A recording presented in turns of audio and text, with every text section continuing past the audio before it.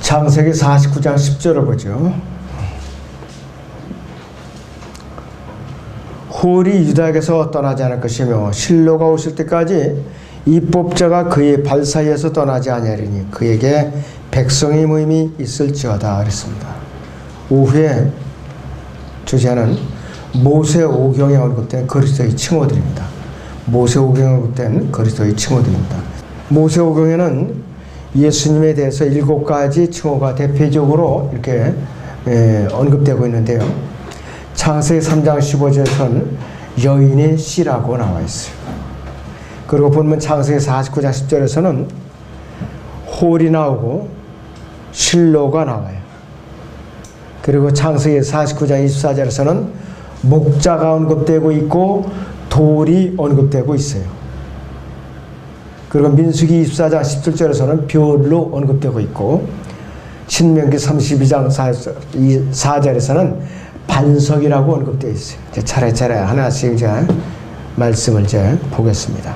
첫째는 그 여자의 씨에 대해서 나오는데 창세기 3장 15절을 봅니다. 창세기 3장 15절을 보겠습니다.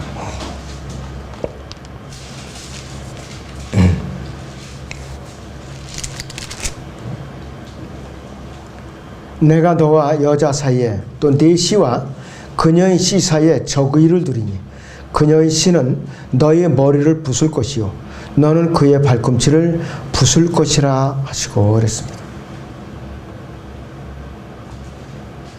여자의 씨 예수 그리스도와 뱀 사탄은 늘 적대 관계를 갖고 있죠. 인류 역사 6천년 이래 지금까지 적대 관계를 갖고 있어요. 그리고 뱀은 여자의 씨 발꿈치를 부술 것이에요. 갈보리 십자가에서 역사적으로 이루어졌어요. 갈보리 십자가에서. 또 여자의 씨는 이 뱀의 머리를 이제 부술 것인데 언제 부서지느냐? 아마겟돈에서 이제 완전히 머리를 부술 거예요.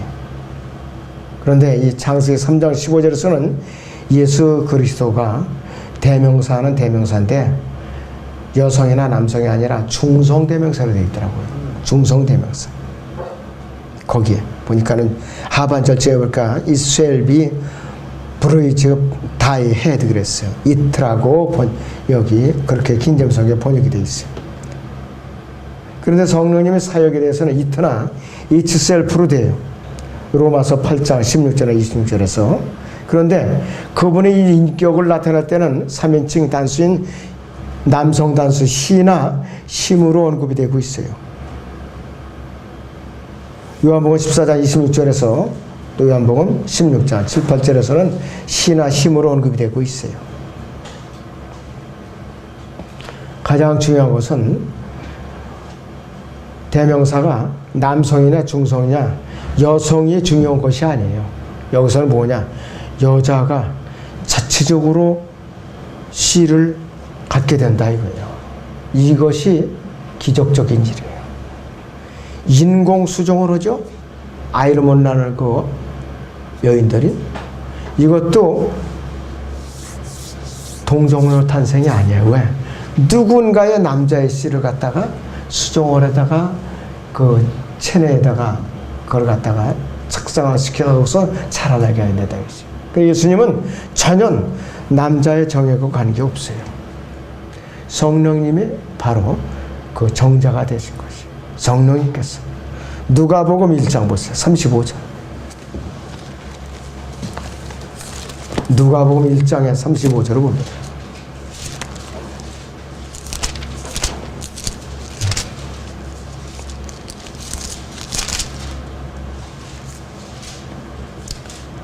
자, 34절부터 보죠. 마리아가 그 천사에게 말하기를 내가 남자를 모르는데 어찌 이런 일이 있을 수 있겠나이까 라고 하니 그 천사가 대답하여 그녀에게 말하기를 성령께서 너에게 임하실 것이요 가장 높으신 분의 능력이 너를 덮으리니 그러므로 너에게서 탄생하사 그 거룩한 이는 하나님의 아들이라 불리라고 했어요.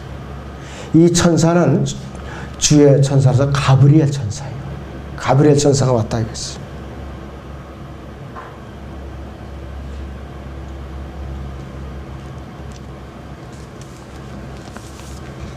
그래서 성령님께서 갖고 있는 씨는 뭐냐? 말씀의 씨앗인데 말씀의 씨앗으로서 이 마리아의 몸에다가 예수님을 갖다가 이제 착상을 시킨 거예요. 하나님께서 말씀의 씨앗으로.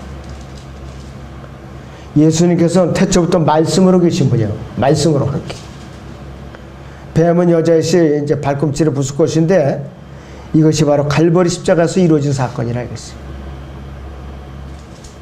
그 이후에 사탄은 교리적으로는 갈보리 십자가에서 이미 벌써 패배한 상태에 있어요.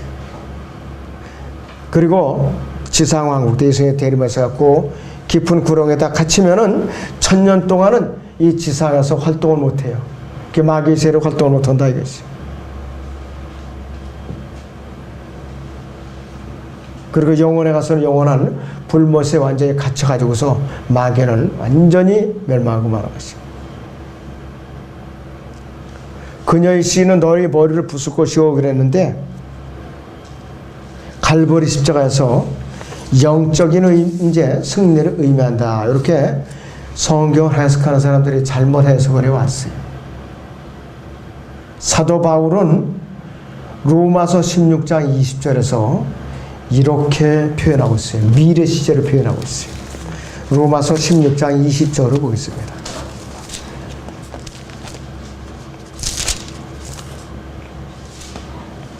평강의 하나님께서 그랬어요. 평강의 하나님께서 사탄은 속히 너희의 발 아래서 부수실 것이니라. 우리 주 예수 그리스도의 은혜가 너희와 함께 있을지어다 그랬어요. 부쉈다가 과거로 시작하면 쉘 여기서 브레이스를 했어요. 만약에 부서졌다면 과거형으로 됐을 거라 이거예요. 쉘 브레이스드. 부서질 거라 이거예요. 앞으로 예정이라 이거예요. 미래에 성취될 예언이라 이거였어요. 아직 안 이루어졌어요.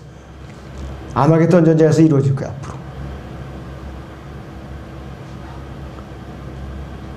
예수님의 두 번째 호칭이 홀이라고 호칭이 되고 있어요. 아까 본문에 창세기 49장 10절에서 홀이 유다에게서 떠나지 않을 것이며 그랬어요. 홀이 유다에게서 떠나지 않을 것이며. 창세기 49장 8절에서 12절을 같이 봅니다. 창세기 49장 8절에서 12절을 같이 보겠습니다. 유다야 너는 네 형제들이 찬양할 자라 네 손이 네 원수들이 목을 잡을 것이요 네 아비의 아들들이 네 앞에서 절하리라. 유다는 사자의 새끼로다. 내 아들아 내가 모기를 놓고 올라갔구나. 그는 몸을 구부리고 웅크림이 사자 같고 늙은 사자 같으니 누가 그를 성나게 하려. 홀이 유다에게서 떠나지 않을 것이요 실로가 오실 때까지 입법자가 그의 발 사이에서 떠나지 아니하리니 그에게 백성의 몸이 있을지어다. 그의 어린 나귀를 포도나무에 매고 그의 나귀 새끼들을 선별한 포도나무에 매며 그의 옷들을 포도주로 빨고 그의 의복을 포도의 피로 빨았도다. 그의 눈은 포도주로 붉을 것이며 그의 이는 젖으로 하얗게 되리라 그랬습니다. 11절은 중간에 보시면은 영어 긴점성경에는 세미콜론으로 구분이 되어 있어요. 앞뒤 구절이. 앞에는 초림이고 뒤에는 재림으로 이렇게 구분이 되어 있고 한글 긴점성에서는 그냥 콤마로만 구별되어 있어요. 근데 우리는 앞으로 다시 세미콜론을 살려줄 거예요. 주님께서 허락하여서 구약을 우리한테 허락을 하신다면 다 일일이 살려줄 거예요. 콜론, 세미콜론, 쉼표 다 살려줄 거예요. 다 이유가 있더라고요. 이것이. 유다라는 이름은 찬양이라는 뜻이죠. 그 유다의 형제들은 유다를 찬양하게 될 것이고 또 그의 손은 원수들이 목을 잡았어요. 사무엘 8장에 그리고 그의 형제들 분명히 그에게 절을 했어요. 유다는 사자의 새끼였고 육신적으로는 그 자손 중 하나가 유다 지파의 사자라고 부르는데 계시록 5장을 지나서 예수 그리스도를 말하고 있어요. 이 칼렙이나 다윗이나 솔로몬이 다 유다 지파 출신이에요. 유다 지파의 사자라고 했어요. 다윗은 가는 곳마다 승리를 했어요. 다윗은 아무도 건드리지 못했어요. 그래서 창세기 49장 10절에서 예언은 야곱이 예언하는 그 순간부터 홀이 유다 지파에서 떠나간다는 그 말이 아니라 홀이 유다 지파의 다윗에게 이제 일단 오게 되면은 실로가 오시기까지, 예수 그리스도께서 재림하시기 전까지는, 재림하실 때까지 어떤 다른 11지파에게도 왕권이 넘어가지 않을 것이라는 그 의미예요. 바로 그것을 말하는 것이. 민수기 24, 17절의 그 홀이고, 또 창세기 49장의 이 사자도 민수기 24장, 24절의 사자예요. 그리고 홀은 한글 개혁성경에는 7위자의 지팡이라고 나왔을 거예요. 아니에요, 그것이. 홀은 그냥 홀이에요. 문자적으로 홀이라 그랬어요. 실로이신 예수님께 초림하셨을 때 갈보리 십자가에서 받으신 홀은 어떤 홀이냐? 갈대 홀이죠. 가시관을 쓰고, 입법자로부터 어떤 것도 강제로 집행할 수 없어요, 그분은. 근데 그분이 두 번째로 왕으로서 오시면은 율법이 예루살렘으로부터 이제 나가게 된다. 그건 뭐냐? 예수님께서 예루살렘에 다윗의 보좌에 앉으셔서 지상왕국을 통치하시면서 이 세상 왕국들을 다스린다 이것이요. 메시아 왕으로서 강력한 독재 정권을 휘둘러 대신다 이것이요. 그리고 예수님께서 재림하시면은 그분의 많은 적들이 다 멸망을 당하게 된다는 것이. 세 번째 호칭이 실로입니다. 실로. 창세기 49장 10절에 실로가 나오죠. 실로는 어느 의미나 어떤 의미냐면 안식을 가져오시는 분, 평화의 사람, 평화로운 분, 이렇게 표현을 해요. 그 의미 자체로. 사람을 지칭해 성읍을 의미하는 것이 아니에요.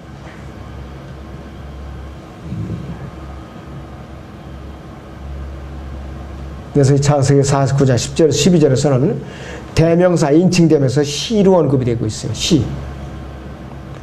대어나 플레이스가 아니라 이것이. 미카서에서는 예수님의 초림과 재림을 아주 강력하게 데리고 있고, 유다 지파의 사자에 대해서 몇 군데나 언급을 하고 있어요. 군데나. 여기서 이 미카서 5장에 나오는 화평이라고 표현된 용어가 바로 뭐냐면은 그분이 바로 예수 그리스도를 의미하는 것이에요. 신약에서는 이 사도 바울이 예수님이 화평이라는 것을 증거로 해놨는데, 에베소 2장 14절을 보죠. 에베소 2장 14절을 보겠습니다.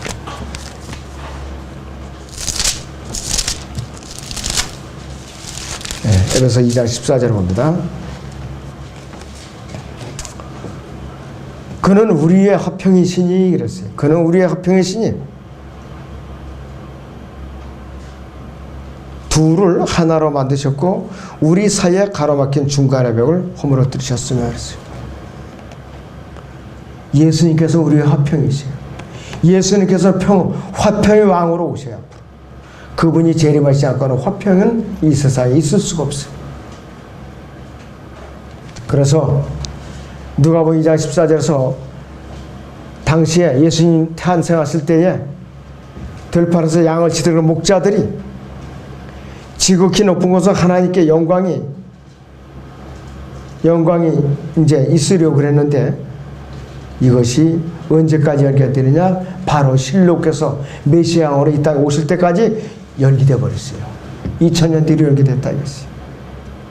이 세상 국가들, 전쟁과 전쟁의 소음은 궁극적으로 완전한 멸망이 예고되어 있어요. 완전한 멸망이 예고되어 있다 했어요.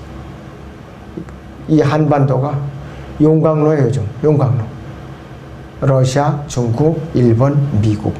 서로 그냥 우리나라를 자기들 것처럼 착각을 하고 소유권 다툼을 하고 있어요. 이 도둑놈들이 한마디로. 사드 배치 때문에 또 우리가 또 손해보고 있죠, 지금. 미국하고 중국 때문에. 자기들이 이권에 의해서 이렇게 우리나라가 지금 어려움을 당하고 있는 거라 이것이. 많은 또 음모들이 개입되어 있고, 우리나라를 갖다가 어떻게 해서든지 이 적그리스도의 정부에 모범적인 시범 케이스를 만들려고 지금 준비를 아주 척대가고 있고, 너무나도 말을 잘 듣고 있어요. 우리나라 참 길들이 길을 아주 순종을 잘하고 있는 나라예요, 지금. 완전히. 누구 하나 지금 믿으면 안 돼요. 아무도 믿으면 안 돼요. 주님만 믿어야 돼요. 그리스도의 주님만 믿어야 돼요. 공약을 수없이 내놨어요. 지금 후보자들이. 말도 안 되는 후보들을 이제 이 공약들을 내놨어요. 나라를 한 10대번은 팔아먹어도 모자라요. 그 공약 다 하려면. 우리는 주님만을 믿어야 됩니다. 예레미야 30장 보세요. 11절. 예레미야 30장 11절을 보세요.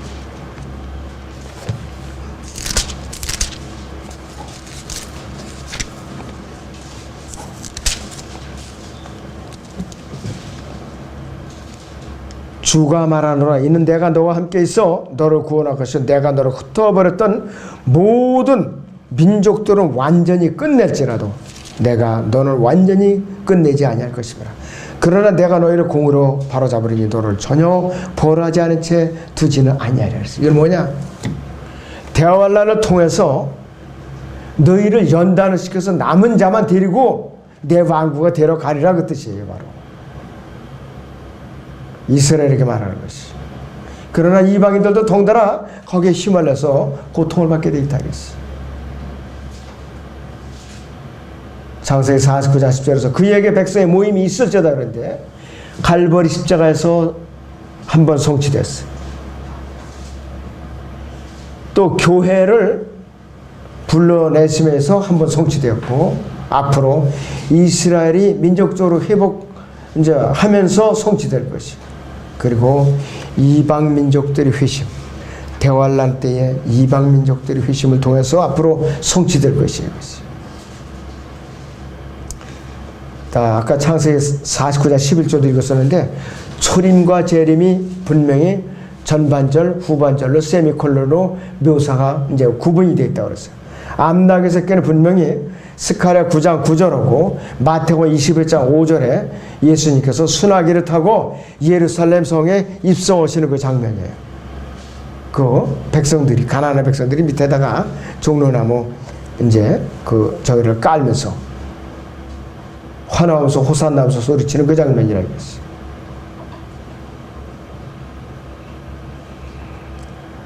그래서 이 암낙의 새끼에 옷을 펴고 타고 오시는 선지자와 피해 적시는 옷을 입고 흰마를 타고 오시는 분 모두 이 창세기 49장 11절, 창세기 49장 24절, 이사 61장 2절 여기에 이렇게 묘사되고 있어요.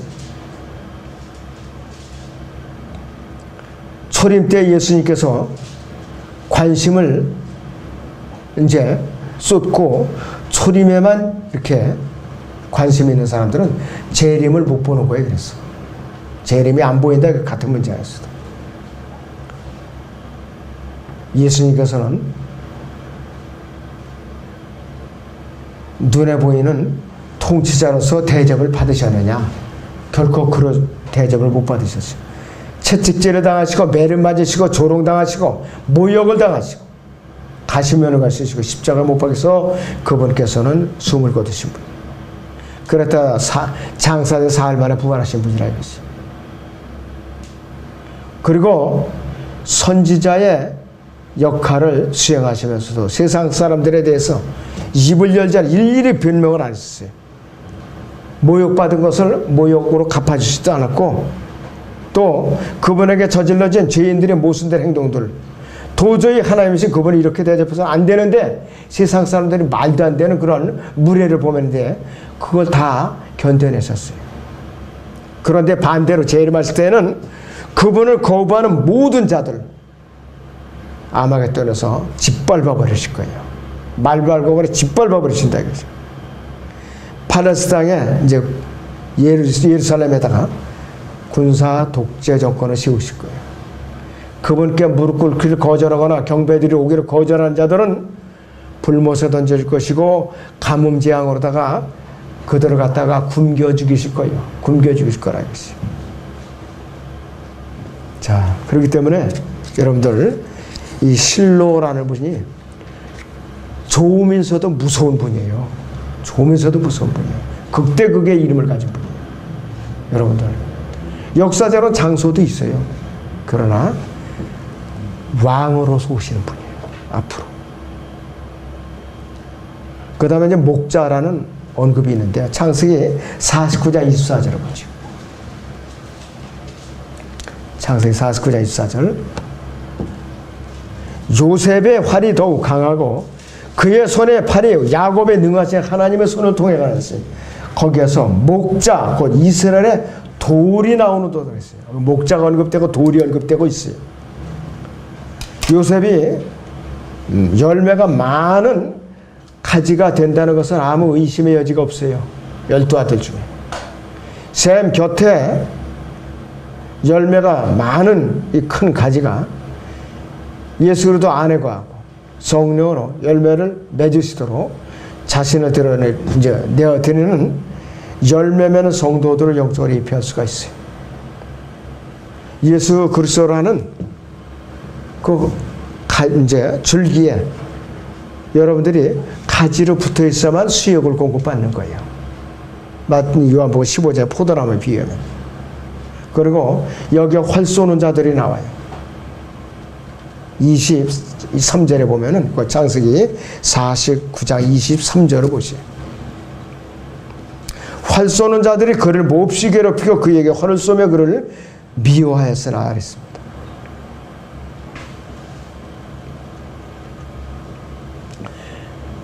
대환란까지 연결이 되는데요. 대환란 때는 실제로 활 쏘는 자가 등장하는데 이 활 쏘는 자가 요한계시록 6장에 적그리스도로 말하는 것입니다. 이 구절을 우리에게 영적으로 적용할 수 있어요. 열매 맺는 성도, 여러분들이 열매 맺는 성도, 예수 그리스도를 우리가 그 고난에 동참하면 박해를 받게 돼 있어요. 그리고 우리는 당연히 미움을 받죠, 세상에서. 그리고 우리는 하나님의 이제 도움을 받아야만 견뎌낼 수가 있고 또 나중에 가서는 그분의 복을 받게 돼 있다 이것이. 영적인 우리는 전투에 매번 그분 안에서 힘을 얻을 수가 있어요. 예수 그리스도 안에서. 자, 그런데 이 목자는요, 양들을 갖다 등을 쳐먹고 뼈골을 짜먹는 목자인가, 그런 가짜 목자인가, 이리가 나오면은 양들을 팽개치고 자기 목숨만을 거지겠다고 도망가는 목자가 아니라, 거지 목자가 아니라 자기 양들을 위하여 생명을 내어놓는 목자예요. 이 목자는. 그 목자가 바로 선한 목자임서 예수 그리스도의 바로. 요한복음 10장을 보죠.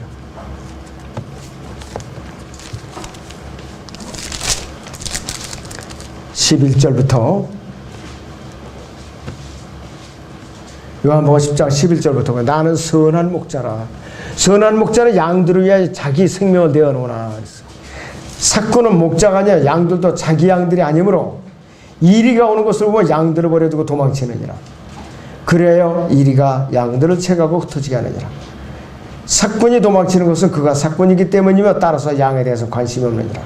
나는 선한 목자라. 내가 내 양들을 알고 내 양들도 나를 아나니 이는 아버지께서 나를 아시고 나도 아버지를 아는 것과 같으니 나는 양들을 위하여 나의 생명을 내놓으리라. 예수님께서는 이스라엘의 목자로 오셨어요. 이스라엘을 위해서 생명을 내어놓으시는 분이에요. 또 저나 여러분들이 아담에서 타락한 죄로 인해서 생명을 내어놓으시는 분이라 이것이요. 그런데 이스라엘은 끈질기게 지금도 그들이 갈보리 십자가 못 박은 그들이 목자를 받아들이지 않고 있잖아요, 지금까지. 그리고 이제 대환란 기간에 전 3년 반에 먼저 거짓 목자인 적그리스도를 먼저 맞아들이죠. 적그리스도. 요한복음 5장 보세요.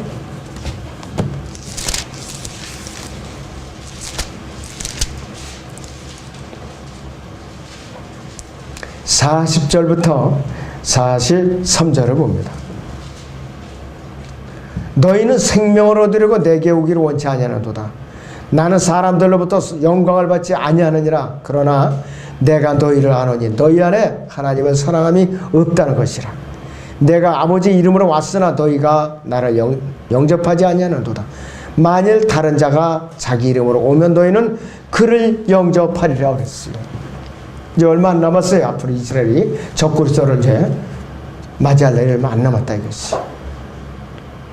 갖은 감언 이설로 그들을 미혹할 거라 이것이. 그 다음에 예수님의 5번째 징후가 있는데 돌이 있죠. 아까 창세기 49장에 돌이 있어요.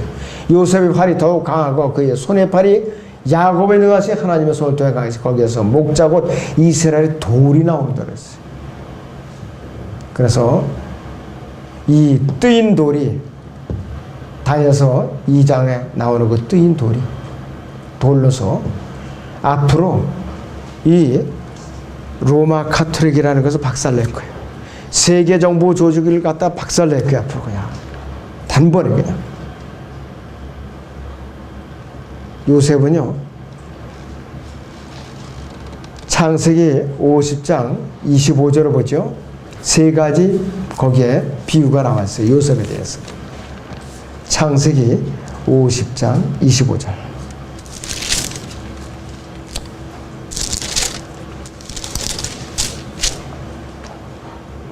요셉이 이스라엘 자손들에게 맹세시켜 말하기를 하나님께서 반드시 너희를 찾아오시리. 너희는 여기서 내 뼈들을 옮겨가야 하리라 했어.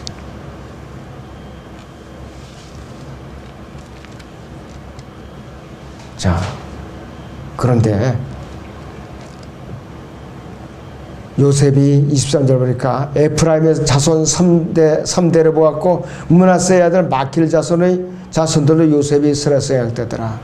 요셉이 그 형제들에게 말하기를 나는 죽으나 하나님께 반드시 당신들을 찾아오시고 당신들을 이 땅에서 아브라함과 이삭과 야곱에게 맹세하신 그 땅으로 인도하시리라 그랬어요. 자, 그런데 49장 25절을 보니까 분명히 여기서는 요셉이 자기의 성별을 말했고 49장 25절을 보니까 이렇게 얘기하고 있어요. 그건 네 아비의 하나님으로 말미암으니 그분이 너를 도우실 것이요 전능하신 분으로 말미암아 안나니 그분이 너를 하늘 위의 복과 아래에 놓여 있는 기품의 복과 젖가슴의 복과 태의 복으로 너에게 복 주시리라 했습니다. 좋은 날씨를 보장해 줬어요. 요셉은 또 많은 수확을 거둬서 이제 보장해 줬고 건강한 후손들을 보장했었어요. 요셉을 통해 가지고서. 자, 얼마나 굉장히 요셉의 자손들이 복을 받았냐 했어요. 그리고 적들을 갖다가 대적들을 갖다가 무찌를 수 있는 승리의 복을 받았어요.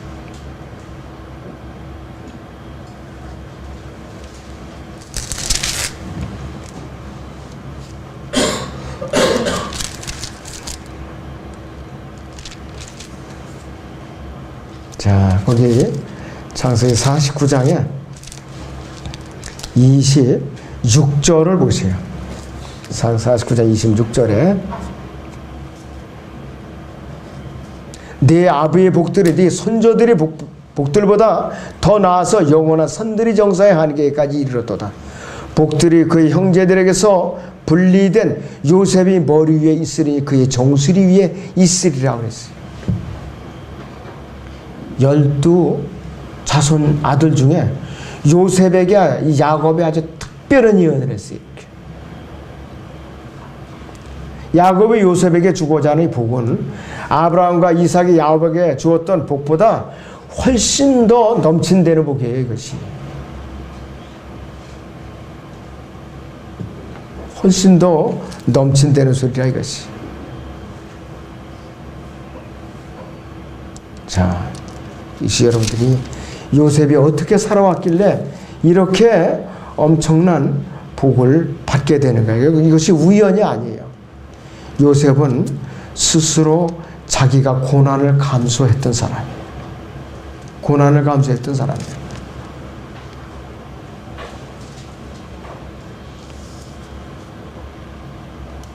자, 여기 보니까 이 요셉은요 종들이 종이 되었어요. 종들이 종.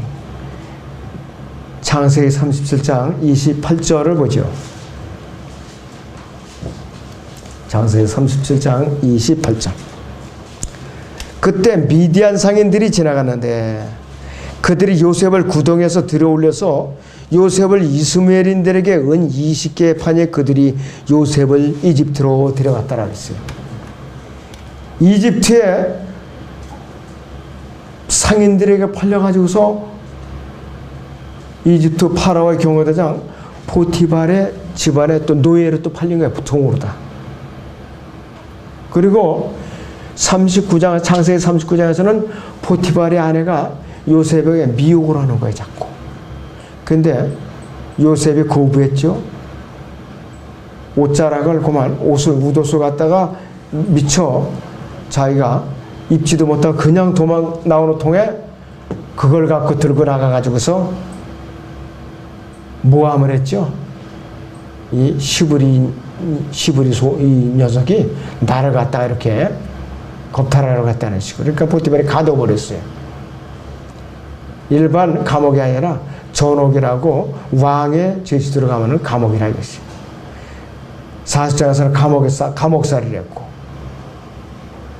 그리고는 자기 자신의 주장을 내세우기보다는 하나님께서 자기를 회복시켜 주시기를 기다렸던 사람이에요. 때를 기다렸어요.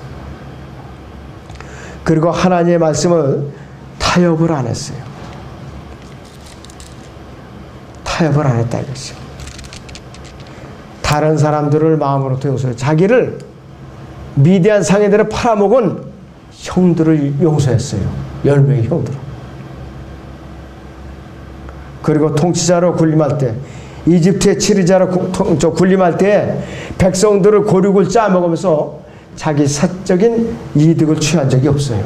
그것이 창세기 47장 7년 동안 흉년이 들었을 때예요. 얼마든지 자기가 이익을 취할 수가 있어요. 총리 자리에 앉으면. 옛날에 총리란 말이 이집트에 그 정도 못하겠어요? 근데 그러질 않았어요. 그리고 야곱의 막강한 하나님 믿고 아브라함의 하나님께서는 초림 때에는 목자로 오셨지만은 재림 때는 완전히 산산조각 내는 그런 이제 돌로서 재림하시오. 로마 카톨릭도 산산조각 내실 것이고 세상 정부 조직들도 완전히 박살을 내려오신다 이거예요.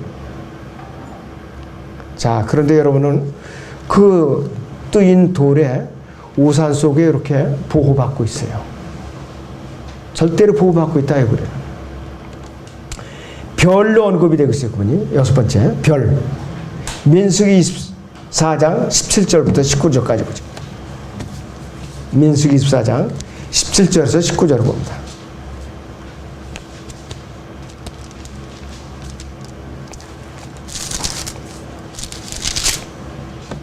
내가 그를 볼 것이나 지금이 아니며 내가 그를 바라볼 것이나 가깝지 않도다.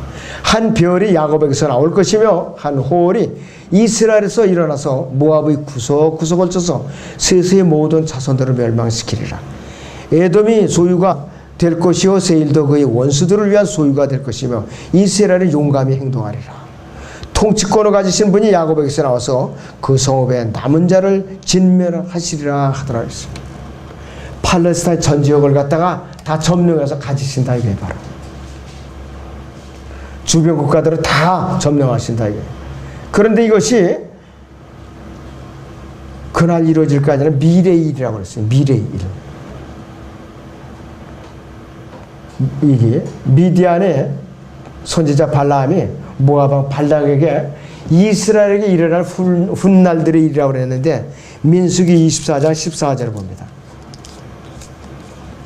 민수기 24장 14절에 이제 보소서 나는 내 백성에게로 가거니와 오소서 훗날들에 이 백성이 당신의 백성에게 어떻게 할 것이 내가 당신에게 알려주리이다. 그러면서 예언을 한 거야 이것이 바로. 그것이 17절에서 19절까지의 예언이에요. 미래의 일이다 이것이 앞으로. 가깝지 않은 미래의 일이라고 했어요. 예수님께서 이 땅에 앞으로 아마겟돈을 재림하시면은 이 일이 성취된다 이것이 말이에요. 마지막 호칭 반석. 신명기 32장 4절을 보죠. 신명기 32장 4절을 보시죠.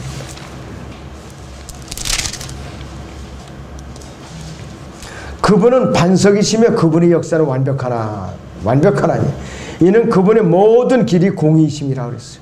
그분은 진실하시고 악이 없으신 하나님이시며 의로우시고 정직하시도다 했습니다.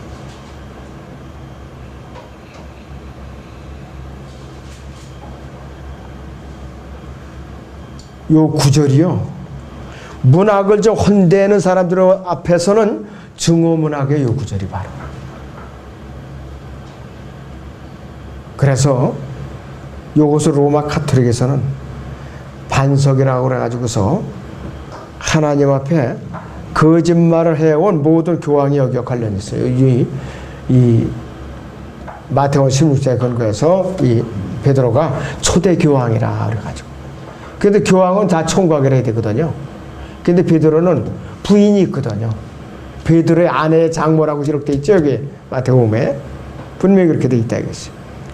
그리고 베드로의 무덤에는 로마에 있어야 되는데 왜 예루살렘에서 발견되느냐 이것이. 베드로의 무덤이 실제적으로 발견됐어요. 역사적으로. 다 책에도 남아 있어요. 예수 그리스도께서는 유일하신 반석이었어요. 거듭난 그리스도인의 심의 반석이었어요. 그리고 시편 62편 보세요. 6절 7절을 봅니다.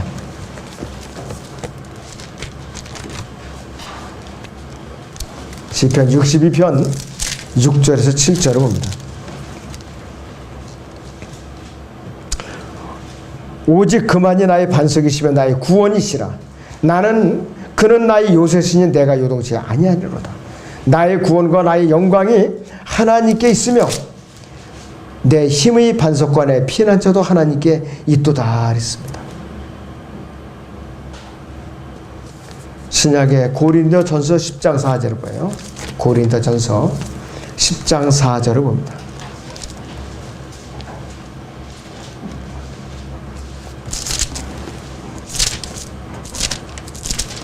네. 자, 거기 보시면은 모두 같은 영적 음료를 마셨다는 것이라 이는 그들이 그들을 따랐던 그 영적 반석에서 나온 것을 마셨으며 그 반석은 그리스도셨습니다. 그랬습니다. 우리는 예수 그리스도라는 믿음의 반석 위에서 매일같이 영적인 양식을 먹고 살아가는 사람들이에요. 예수 그리스도라는 믿음의 반석 위에 서 있지 않으면 언제든지 넘어질 수가 있어요. 그러면. 자, 베드로가 반석이 아니에요. 베드로는 조약, 페트로스라는 조약돌이에요. 조약돌 손 안에 들어가죠. 조그맣게. 반석은 커가지고, 크죠? 터는 완전히 그 터가 된단 말이에요. 기둥, 받치는. 그러한 그 반석 위에서 우리가 매일같이 일용할 양식을 받아먹고 살아가고 있어요. 그 반석이 우리 요새예요. 세상의 지도자 우리 요새가 아니에요. 절대로 여러분들은 가문인설에 속아 넘어가면 안 돼요. 가문인설. 아무쪼록 여러분들이 특히 구약을 읽을 때에 예수 그리스도와 관련된 칭호들을 잘 살펴보면 더 큰 지식을 얻을 수가 있을 겁니다.